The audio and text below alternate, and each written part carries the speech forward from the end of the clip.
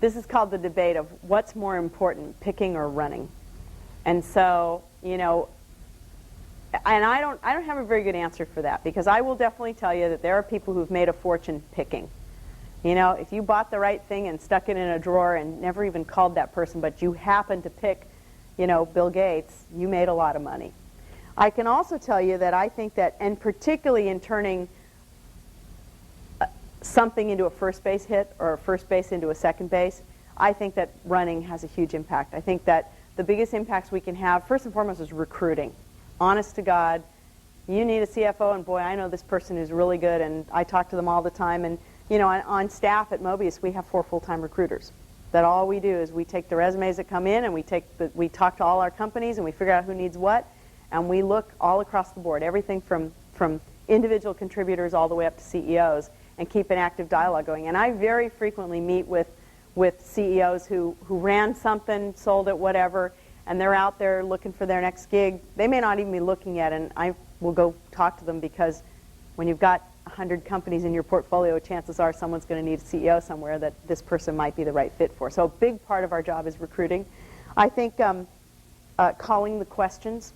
You know, I think when you really look at corporate governance, really the main thing a board does is hire and fire the CEO. And I think that calling those issues, calling the CEO issue and getting the right person in to run the company. I think if you know, we do this interesting thing in our fund where each partner has to get up and review their portfolio and their lessons learned. Every week we do a different one. And the most frequent thing you hear is either, God, this great CEO made all the difference, or my life was a living hell because I knew the CEO wasn't cutting it, but I didn't, you know, I couldn't do anything about it, or we gave the person too long, or whatever. I do think sometimes our ability to pick up the phone and get someone on the phone, I can definitely tell you of cases where either we initiated the contact that ultimately led to the sale of a company, or we played a pivotal role at the 11th hour when you get people who, well, it's not really doing this, it's actually doing this, right? They go, oh, the hell with him, I'm never selling him my company, or I'm never buying that company from that, you know, egotistical bastard. And then you have to pick up the phone and go, okay, let's be real here. Let's think about what we're trying to do. And so I think a lot of times you can help play a really critical role.